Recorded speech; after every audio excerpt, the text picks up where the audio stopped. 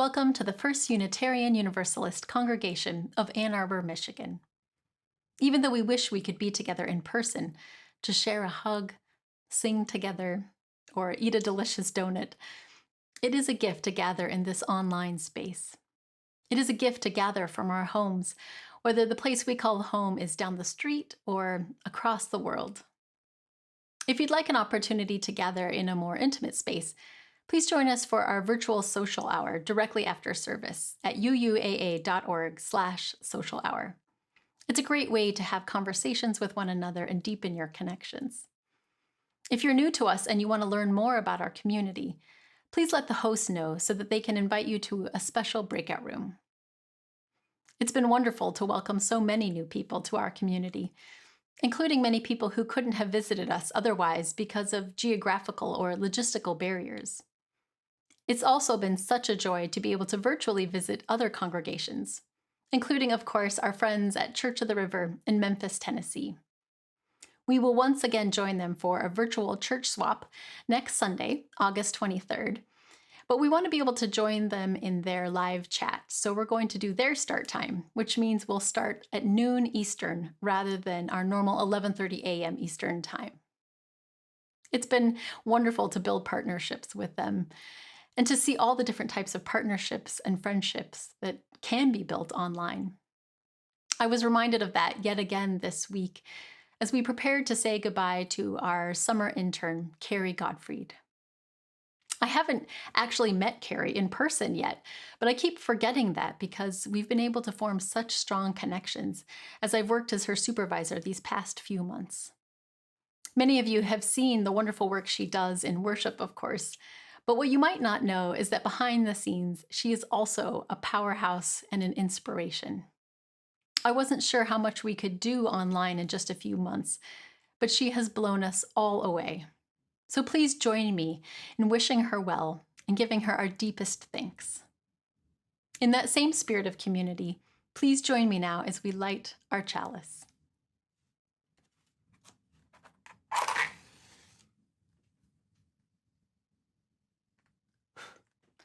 Together, let us say our chalice lighting words. We light this chalice for the light of truth. We light this chalice for the warmth of love. We light this chalice for the energy of action.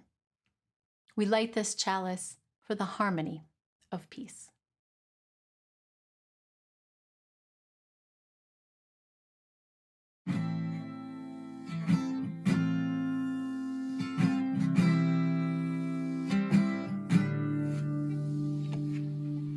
Change is coming. What do we need to imagine? Change is coming.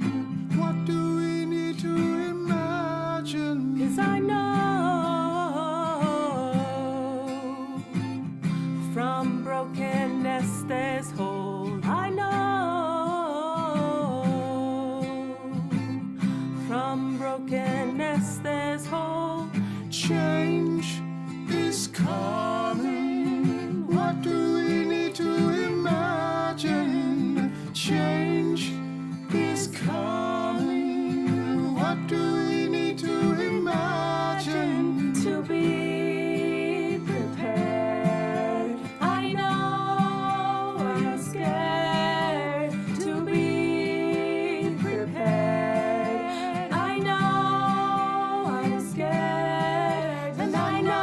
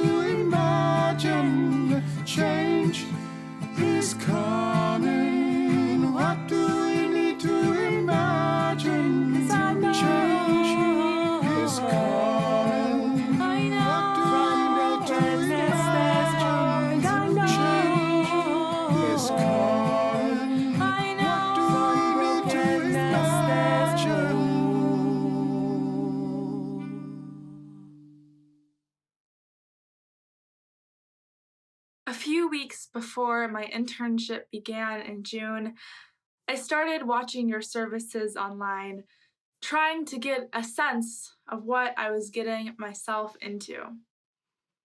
Although each service was different, there were a few moments of ritual that remained the same, week to week. Our chalice lighting and our covenant, both ways for us to remember what is at the heart of this congregation, what connects us. Saying our covenant aloud helps us live into our promise to each other. Please join me in invoking that promise. The spirit of this church is love, and service is its law. This is our covenant with each other, to dwell together in peace, to search for truth in love, and to help one another.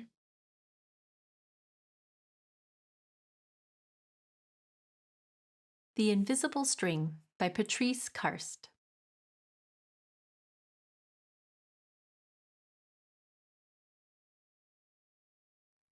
Liza and Jeremy, the twins, were asleep one calm and quiet night.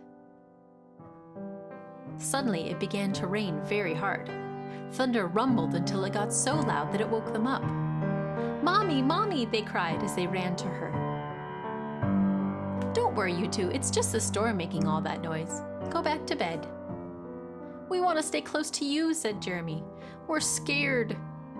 Mom said, "You know we're always together, no matter what."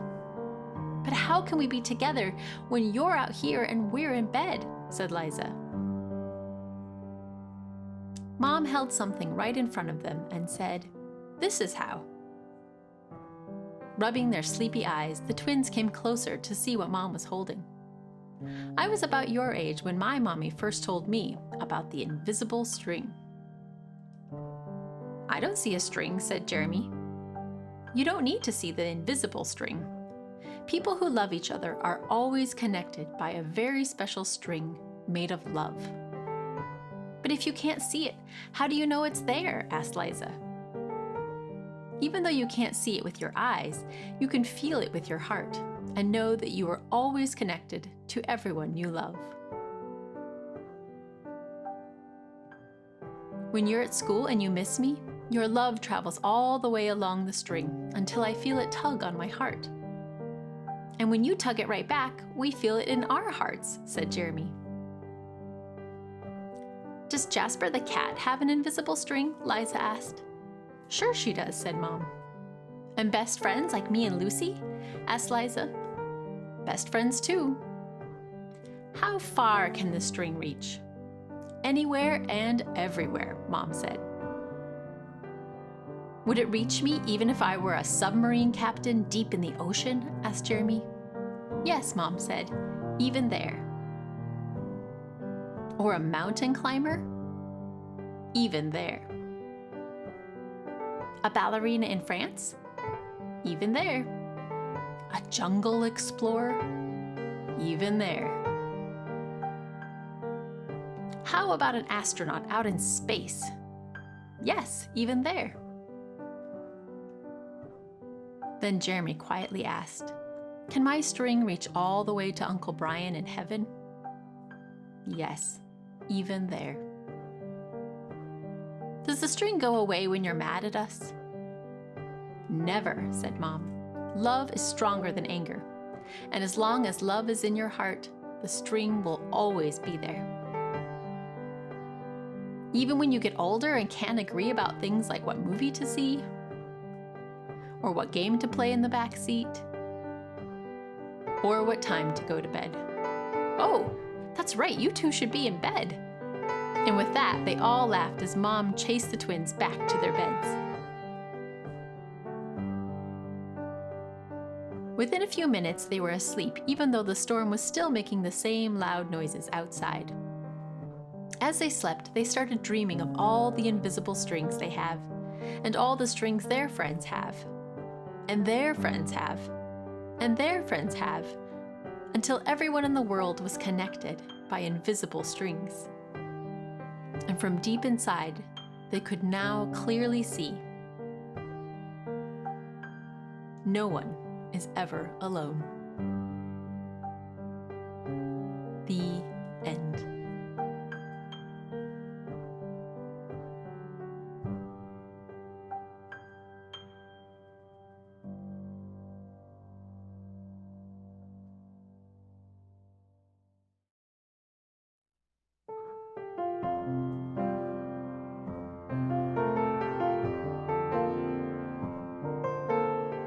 Good morning, good afternoon, good evening, whatever time of day it is where you are.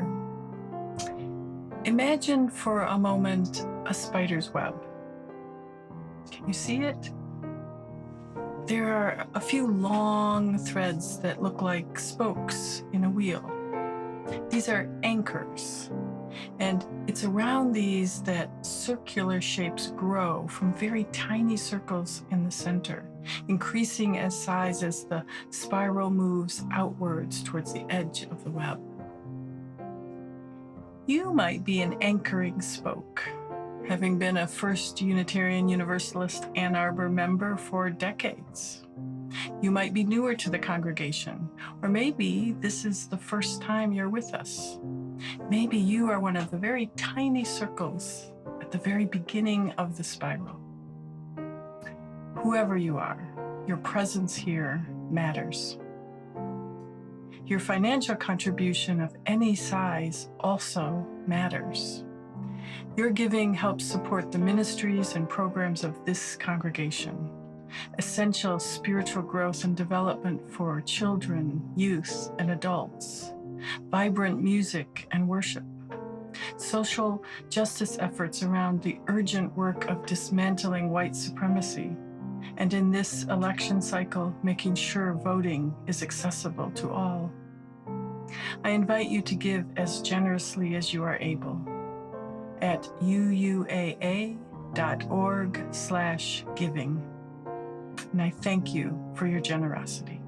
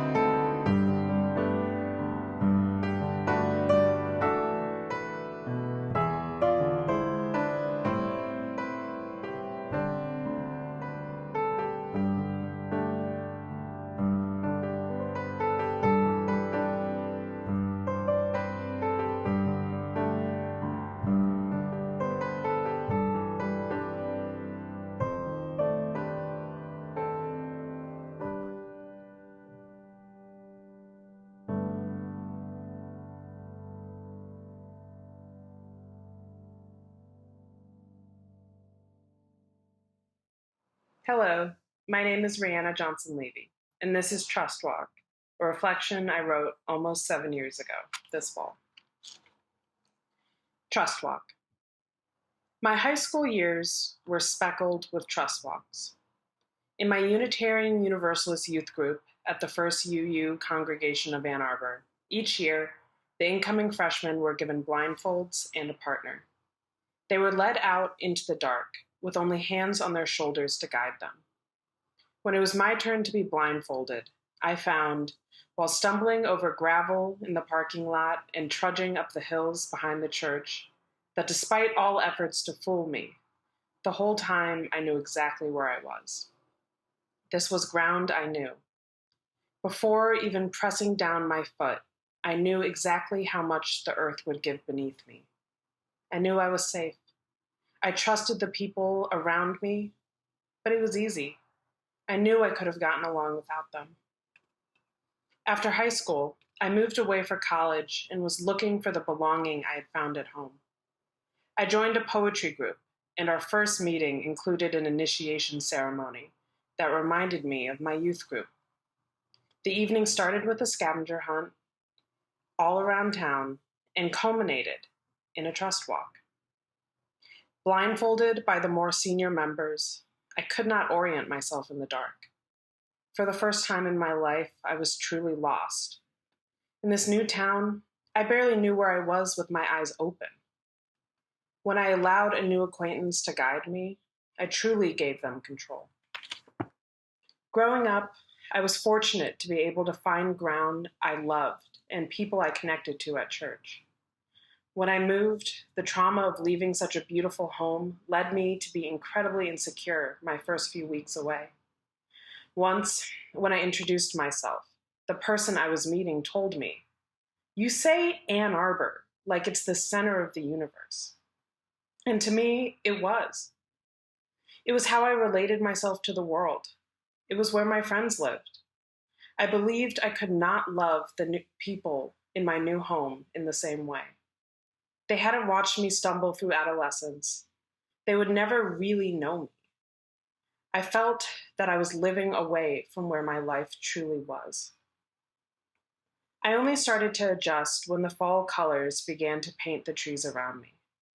I found a sense of familiarity in the season. Time had not stopped, even though little else in life felt continuous. When I took a second to fall in love with fall, I started taking time to fall in love with the people around me. I began to discover the ways in which my new friends were similar to my other friends, and to appreciate the ways in which they were different. I learned to be comfortable with not always recognizing the similarities. People keep telling me that in order to make the most of this time, I must live like I am dying. I find this idea constricting because so much of the idea of dying for me involves being my final, complete self, the person I want to grow into. This self, who lives her values perfectly and only creates beauty, is quite far away from who I am now. Instead of trying to achieve that impossible state, I'm letting go. By allowing myself to trust the future and the changes that come with it, I get to stop and question. I do not need to rush. Today, with new people, learning new norms, and new definitions of everything I thought I understood, I'm learning to take steps forward without knowing whether the ground will hold me. I do not look down to search for familiarity, but instead look forward to the seasons ahead, to the inevitable change and growth. I love church. It is something you'd never hear me say if you had met me at any point in my life besides the last few years. I grew up in the UU Fellowship of Corvallis, Oregon, but church was not my favorite thing. I wasn't a big fan of going to services or religious exploration classes on Sundays, and as soon as my parents decided I was old enough to handle a few hours at home alone, I stopped going. Being a Unitarian Universalist was embarrassing. Most of my friends weren't religious, and explaining what I did on Sunday mornings was confusing, especially when my Christian friends joined the conversation and I tried to explain the 7 principles to them. Being a UU was just more trouble than it was worth, I decided. At least, that was until, after a few years of sleeping in on Sundays, my parents decided I needed to enroll in the Our Whole Lives program, a lifespan sexuality education program abbreviated as OWL that was held at my fellowship. Okay, so now did I not only have to go to church, I had to go to church to talk about sex. basically every middle schooler's nightmare. I was a pretty big drama queen about it, but in the end, my parents won out and I started going to OWL.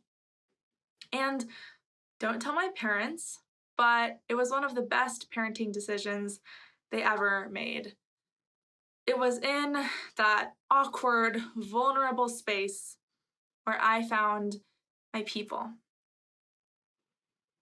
Flash forward 6 years, and you'll find me here, saying proudly and wholeheartedly, I love church. I love the way that music and ritual and reflection can come together to create meaningful worship experiences. I love the way a community bonds and deepens and supports each other in daily life and deep pain. I love how the stories I share can impact others in ways I never imagined. I love church. And of course, my favorite part is the people. Most of the time, when we focus on our 7th principle, respect for the interdependent web of all existence, we think about nature, about animals, about all the living things in this world that exist around us and without us. This week, I invite you to think about that last part of that principle, of which we are a part. We are not merely surrounded by the web of life, we are a part of it. We are connected to that web through a mess of invisible strings.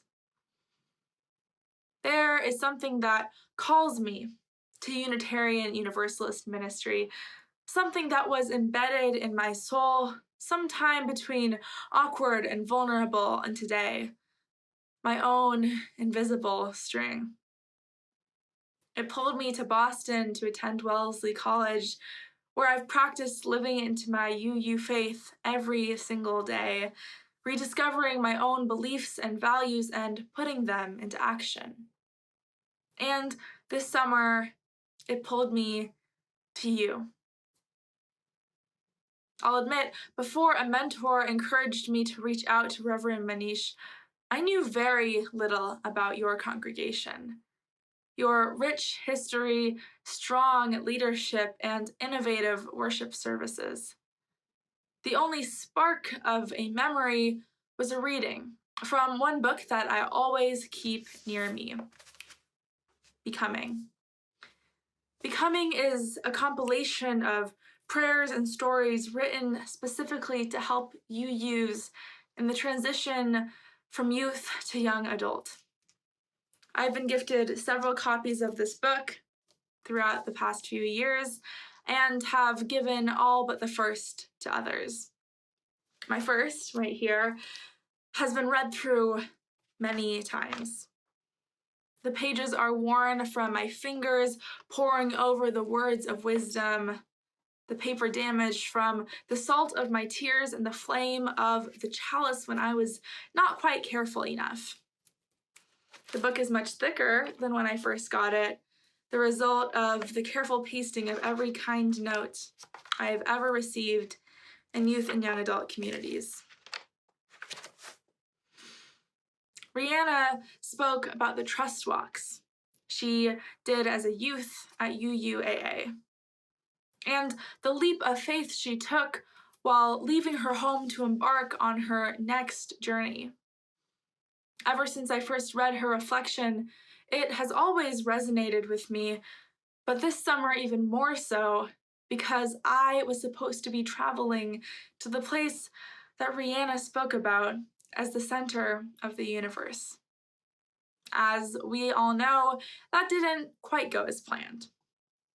But this summer internship, zooming in all the way from Oregon, was its own kind of trust walk. I tried to prepare. I added Ann Arbor to the weather app and changed my phone's clock to Eastern Time.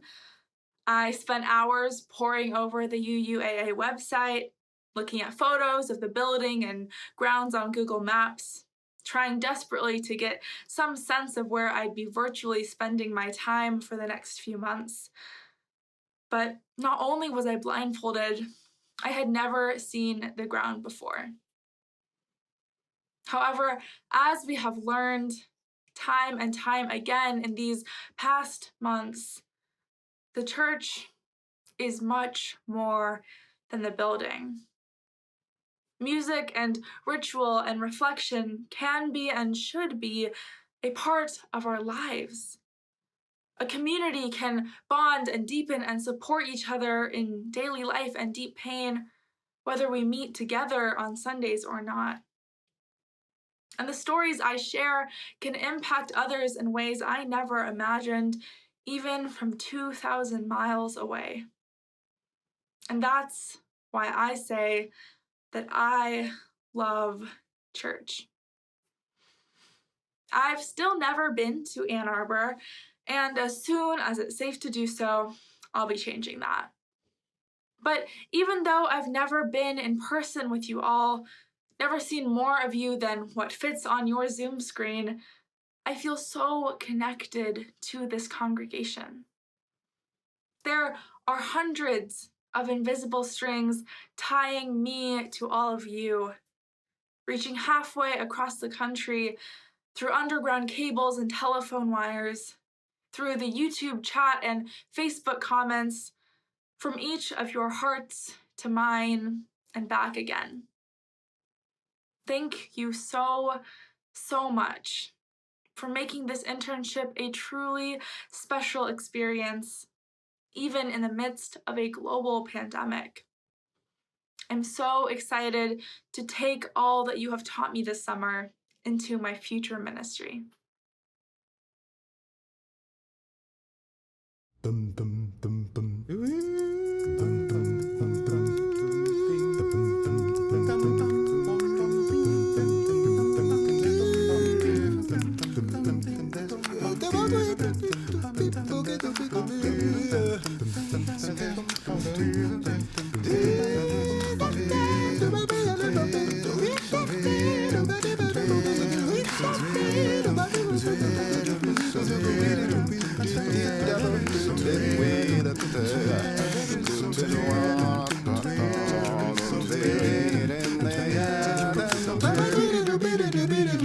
There's a river somewhere that flows through the lives of everyone, and it flows through the mountains and the valleys and the meadows of time. There's a star in the sky that brightens the lives of everyone, and it brightens the mountains and the valleys and the meadows of time. Yes, I do. Oh, yes, I do. Yes, I do. Oh, yes, I do. Yes, I do. Oh, yes, I do. Yes, I do. Oh, yes, I do. Yes, I do. There's a star in your eye that brightens the lives of everyone, and it brightens the mountains and the valleys and the meadows of time. Yes, it is a sweet song of love that sweetens the lives of everyone. And it sweetens the mountains and the valleys and the meadows of time. Yes, yes, it do. And there's a voice from the past that speaks through the lives of everyone, the lives of everyone. And it speaks through the mountains and the valleys and the meadows of time. There's a smile in your eyes that shines through the lives of everyone, and it shines through the mountains and the valleys and the meadows of time. Yes, it do. Yes, it do. Oh, yes. yes I do. Oh yes I do. Oh yes I do. Oh yes I do. Oh yes I do. Oh yes I do. Oh yes I do. Oh yes I do. Oh yes I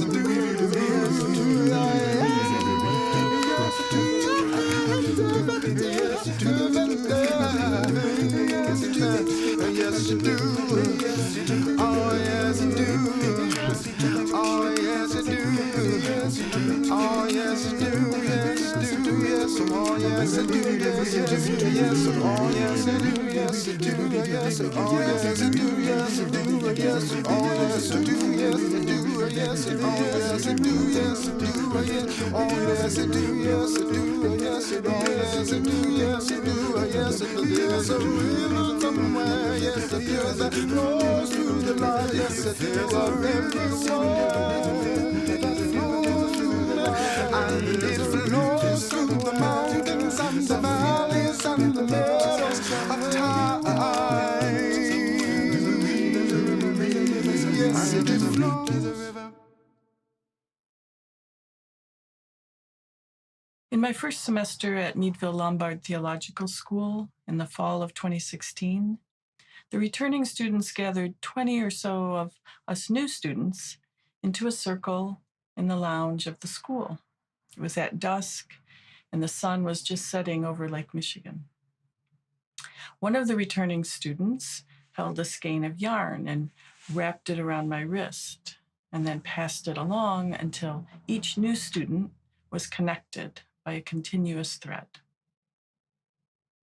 A few years ago, and this was sometime after she decided she loved church, Kari attended a Pacific Western Regional Board retreat where 15 or so youth were gathered. Kari held a skein of yarn, looped it around her wrist, and passed it on to the person next to her while speaking an affirmation for that person. Then that person did the same for the one next to them until the whole group was connected. For each of us, this was a reminder of the communities of which we were a part. It was a reminder of our interconnection to the ones to our left and to our right, and above all, to the entire group. Then, one of the leaders of our respective gatherings cut the yarn, but reminded us that the ties that bind our hearts, our vision, our work, and our community still exist. The yarn had just made visible what was invisible. The yarn reminds us that we are never truly alone. It reminds us that we are held in a community bound together by love. I invite you now into a time of stillness. I will guide us through this time of meditation. You may follow along using the string or yarn you have ready, or use an invisible string. Let's begin. Wrap the yarn loosely around your wrist and extend the yarn as far as it will go.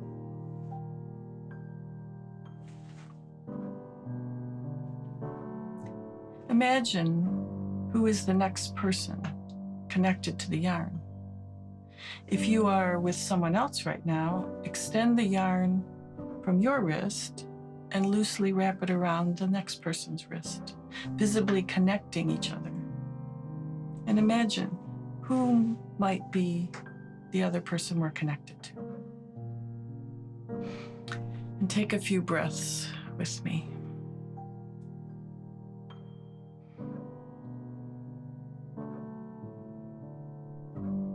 Feel the yarn. Feel the way you are drawn together into community. Feel the energy that connects us all. And know deep in your bones that all of who you are has a place in this community. Take a few more breaths.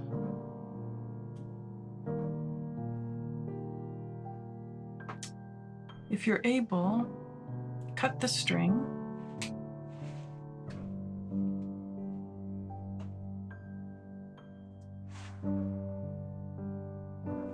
Leaving the part wrapped around your wrist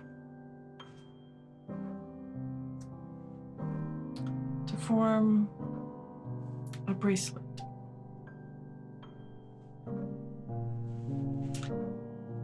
And then tie it together. You may need to slip it off to do this part.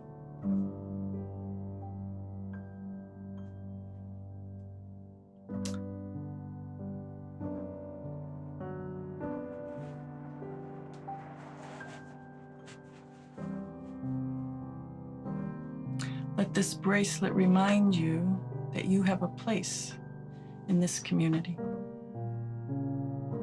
Dear ones, may you find reason to say, I love church, as Kari did, so that you too can practice living into your Unitarian Universalist faith every single day, rediscovering your own beliefs and values and putting them into action. May the yarn, visible or invisible, remind us that we are held in this community, bound together by love. Amen. May it be so.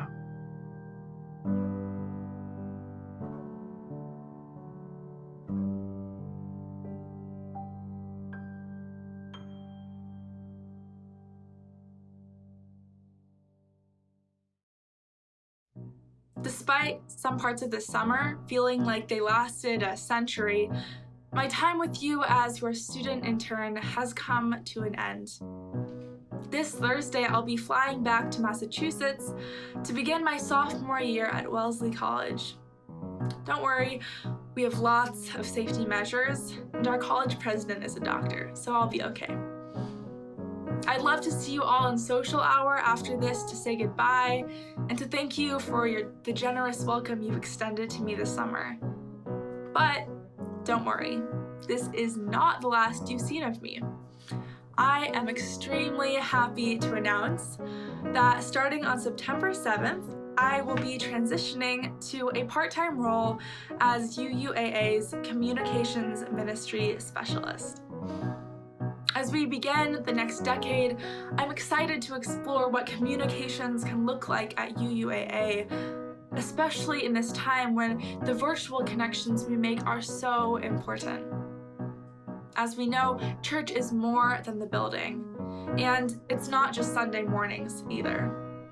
I want to explore how we keep this community alive every hour of every week, whether in person or all over the world.